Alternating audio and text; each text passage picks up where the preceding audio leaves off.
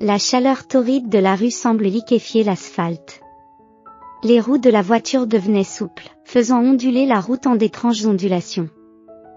Jacob s'assit confortablement dans la voiture, plissant les yeux face au souffle rafraîchissant de l'air conditionné. C'était un moment de réflexion pour lui, un moment qu'il n'aurait jamais pu prévoir dans ses premières années, lorsqu'il n'était qu'un simple nettoyeur dans une usine. Aujourd'hui, il possède une voiture de luxe et son nom jouit d'un grand prestige dans la ville. Un sourire satisfait se dessine sur les lèvres de Jacob, qui jette un coup d'œil à son chauffeur, réfléchissant à son propre parcours depuis des débuts modestes. Autrefois, le rôle de chauffeur semblait être le rêve ultime de Jacob. Mais un jour, il est tombé sur un vieux journal intime enfoui dans ses affaires. À l'intérieur de ces pages, il a découvert les rêves de son jeune âge, des objectifs soigneusement documentés et une détermination inébranlable à les atteindre. Au fil du temps, il a abandonné ce journal et l'a laissé prendre la poussière. Cependant, en le revisitant, Jacob s'est rendu compte qu'il s'était éloigné du chemin qu'il s'était tracé dans son enfance. En grandissant, il a perdu confiance en ses propres capacités et a stagné. Déterminé à remédier à cette situation, Jacob a commencé à travailler sans relâche, économisant chaque centime pour financer ses aspirations. Il a quitté son emploi et vendu son modeste appartement, même si cela signifiait perdre la femme qu'il aimait. Elle avait douté de lui et l'avait quitté, le considérant comme un échec. Son départ l'avait blessé, mais Jacob avait continué à avancer. Aujourd'hui, il est au sommet de la réussite, ayant atteint tous les sommets dont il rêvait auparavant.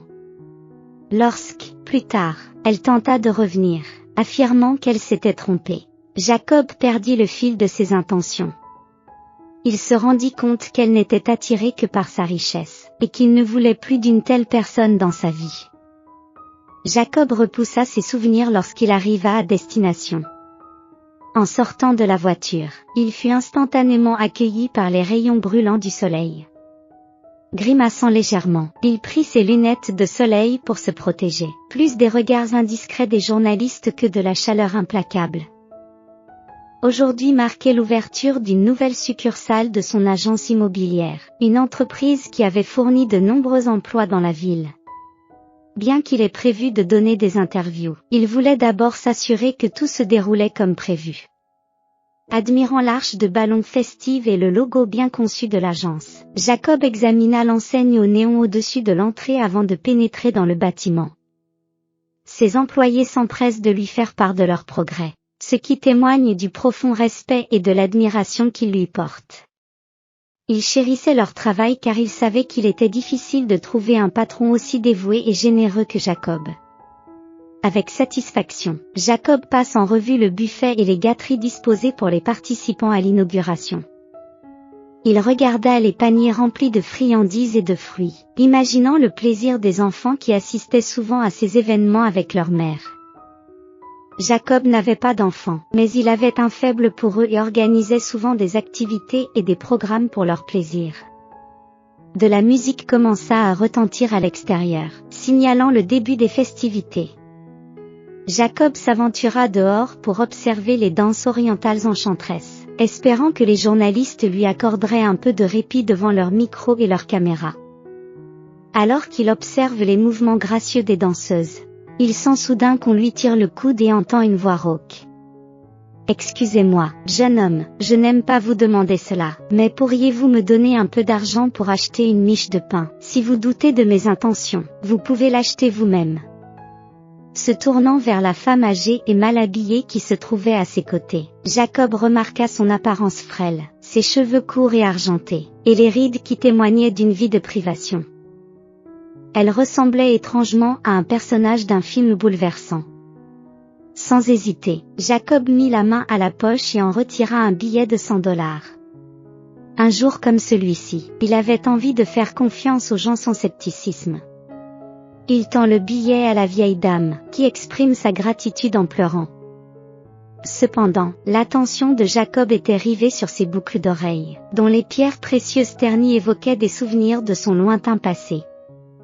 Angoissé, Jacob demande « Où avez-vous eu ces boucles d'oreilles ?» La femme pâlit, ses yeux sont remplis de peur et elle hésite. Elle semblait terrifiée par la question et secoua la tête. Je ne peux pas vous les vendre. Il était évident qu'elle avait déjà été approchée pour vendre ses boucles d'oreilles, au vu de son hésitation. Jacob insiste, je ne vous demande pas de les vendre. Je veux juste connaître leur origine. D'une voix tremblante, elle finit par révéler. Mon défunt mari les a fabriqués pour moi à une époque où il était presque impossible d'acquérir des bijoux. Ils sont uniques et ont une valeur sentimentale. Je ne pourrai jamais m'en séparer. Je préférerais avoir faim, mais ma petite fille est clouée au lit et souffre, et je dois m'occuper d'elle. Elle a du mal à se remettre. Le cœur de Jacob se refroidit instantanément. Les souvenirs de son passé douloureux lui reviennent en mémoire. Il se souvint de son enfance pauvre, marquée par un père qui les avait abandonnés, les laissant, sa mère et lui, dans le désespoir.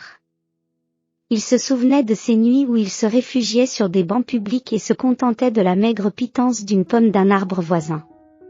Sans destination précise, ils se sont tournés vers une amie pour obtenir de l'aide, cherchant à se mettre à l'abri de la rage de son père viol. En entrant dans son appartement, elle a été confrontée à un spectacle choquant. Son mari au lit avec son amie la plus proche. Bouleversée par cette trahison déchirante, elle s'est abstenue de demander de l'aide à son ami. Au lieu de cela, elle s'est retrouvée en butte aux railleries d'anciennes connaissances qui, autrefois proches, se délectaient désormais de son désespoir. Les larmes coulent sur son visage lorsqu'elle tombe, presque par hasard, sur Madame Barrymore. Madame Barrymore, une âme bienveillante, offre son réconfort à une mère affamée et à son fils, les hébergeant dans son modeste 2 pièces. Sous l'égide de Mrs. Barrymore, la mère trouve un emploi et reprend peu à peu pied. Pendant cette période, la femme croise le chemin d'un homme remarquable qui deviendra plus tard le beau-père de Jacob. Le lien avec Madame Barrymore s'est estompé lorsque la femme a obtenu son propre appartement, ce qui l'a incité à s'y installer. Maintenant, devant Jacob, elle se trouve dans le besoin et demande de l'aide pour se procurer du pain. Jacob, très conscient de la dette qu'il a envers elle pour l'avoir sauvée de la famine, accède à sa demande. Le regard de Jacob est souvent attiré par les boucles d'oreilles de la femme, qui ont été fabriquées et offertes par son mari dans sa jeunesse. À son grand étonnement, elle lui demanda « Est-ce que je vous connais ?» Jacob lui répond « Te souviens-tu de la femme avec un petit enfant que tu as recueilli il y a des années ? Cet enfant, c'était moi. » Bouleversée, Mrs. Barrymore se couvrit le visage de ses mains tremblantes, ne croyant pas à la possibilité de retrouver le garçon qui l'avait aidé à s'occuper de sa petite fille nouveau-née lorsque la mère avait tragiquement succombé à l'accouchement. Les journalistes s'abattent sur Jacob, réclamant son attention. Mais ses pensées restent fermement fixées sur Madame Barrymore et son soutien inestimable.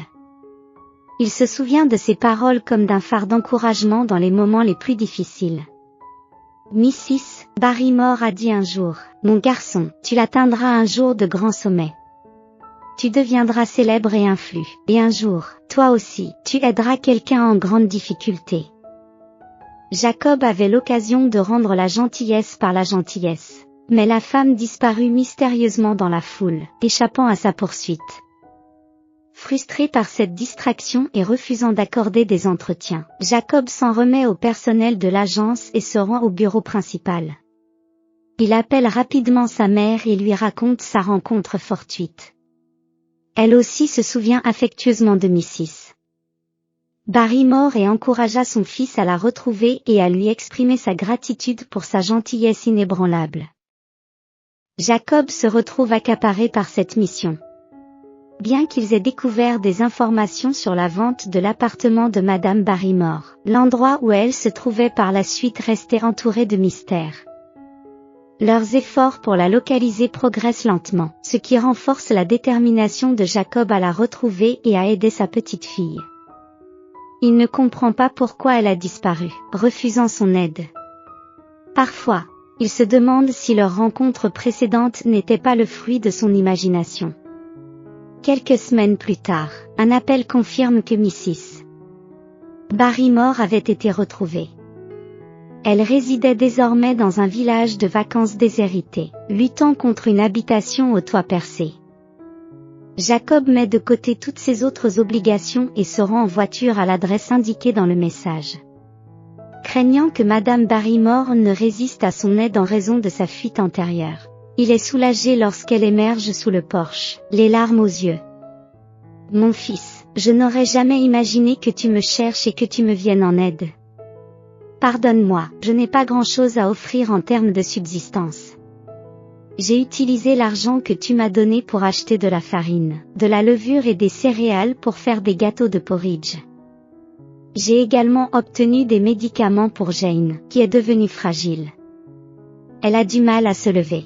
Si tant est qu'elle puisse le faire. »« Pourquoi t'es-tu enfui ?» demande Jacob. Madame Barrymore avoue en haussant les épaules. « Je voulais vous aider. Je suis habituée à me débrouiller toute seule, personne ne m'a jamais tendu la main. » Jacob la rassure, exprimant sa compréhension et écartant toute idée de reproche. « Madame Barrymore, qu'est-il arrivé à Jane? Pourquoi est-elle alitée ?» La vieille femme, les lèvres frémissantes et les yeux pleins de larmes, raconte les événements déchirants qui se sont déroulés il y a 5 ans. Par une chaude soirée de septembre, Jane est rentrée tôt chez elle pour fêter l'anniversaire de sa grand-mère. À son insu, un policier local nommé Alex la harcelait sans relâche, malgré son désintérêt manifeste et sa situation de famille. Ce jour-là, en état d'ébriété et ne cessant de lui faire des avances, Alex a suivi Jane dans l'entrée de son immeuble. Malgré sa peur, Jane lui a calmement fait part de son refus, tentant de le raisonner. Sa colère est montée d'un cran, conduisant à une violente agression, le tout dans l'enceinte d'un immeuble insonorisé, habité principalement par des résidents âgés souffrant de déficience auditive.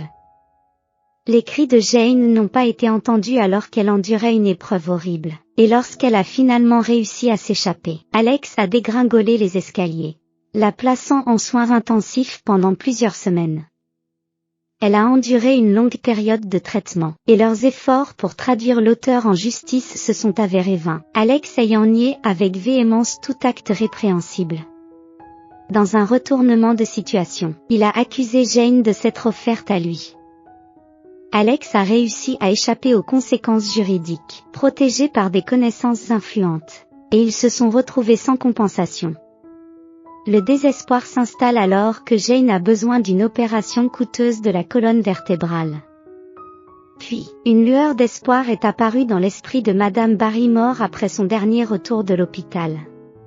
Ne sachant pas où trouver les fonds nécessaires à l'opération de Jane, elle se souvient qu'un voisin lui a proposé de lui vendre un petit cottage à un prix raisonnable.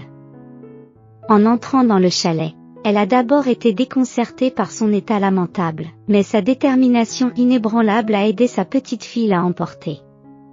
Madame Barrymore vend ses appartements, achète le cottage et affecte les fonds restants à l'opération de Jane. L'opération, bien que jugée réussie dans un premier temps, n'a pas permis d'améliorer l'état de Jane. Une évaluation ultérieure par un autre médecin a confirmé les lacunes de l'opération, mais les professionnels de la santé impliqués ont dissimulé leurs erreurs. Ils ont nié catégoriquement toute faute et ont refusé de pratiquer une seconde opération sans frais. Madame Barrymore soupire, sa voix est lourde du poids de la lutte de sa famille. Elle confie, « Ma petite fille et moi sommes restés seuls au monde, et maintenant Jane gît là, essayant de se lever, criant de douleur, et tombant dans ses vaines tentatives. C'est déchirant de la voir souffrir, mais elle persévère, ignorant que sa colonne vertébrale fragile ne peut supporter de tels efforts. » Jacob, bien que calmement attentif, ne peut réprimer ses poings serrés et son désir ardent de voir la justice rendue aux responsables. Il s'est juré de poursuivre la justice, peu importe le nombre d'années que cela prendra. Rassuré, il dit à Madame Barrymore, « Ne vous inquiétez pas. » Barrymore, « Ne vous inquiétez pas, Madame Barrymore. Je suis là pour vous aider. Tout comme vous nous avez aidés, c'est à mon tour de rendre la gentillesse par la gentillesse. Merci, mon fils. Je vous serai à jamais redevable, même si mon temps est compté. J'ai vécu ma vie, mais je crains pour l'avenir de Jane sans moi. Mes mots n'ont que peu d'importance. Mes soucis ne concernent que ma fille, a déclaré Madame Barrymore. Jacob entre dans la maison pour rencontrer Jane qui, pendant un long moment, évite son regard. Lorsque leurs regards se croisent enfin, elle est transportée dans un passé lointain, ses grands yeux verts se détachant maintenant de son lit, liée par son mal. Mrs. Barrymore raconta leur histoire à Jane, depuis leur première rencontre avec Jacob et sa mère jusqu'à leurs retrouvailles actuelles. Jane fut profondément émue et attristée d'apprendre la mendicité de sa grand-mère. Elle essuie ses larmes et se promet de voler de ses propres ailes et de faire en sorte que sa grand-mère bien-aimée ne manque de rien. Jacob n'a pas tardé à mobiliser ses contacts et à entreprendre des démarches pour traduire l'agresseur de Jane en justice. Sa détermination à faire en sorte que justice soit rendue est inébranlable. Il a également consulté un ami chirurgien afin de recueillir les informations nécessaires à l'opération de Jane. Le lendemain, Jane a été admise à l'hôpital, où les préparatifs de l'opération ont commencé. Les pensées de Madame Barrymore sont restées fixées sur Jacob, ses émotions étant un mélange tumultueux de gratitude et de soulagement.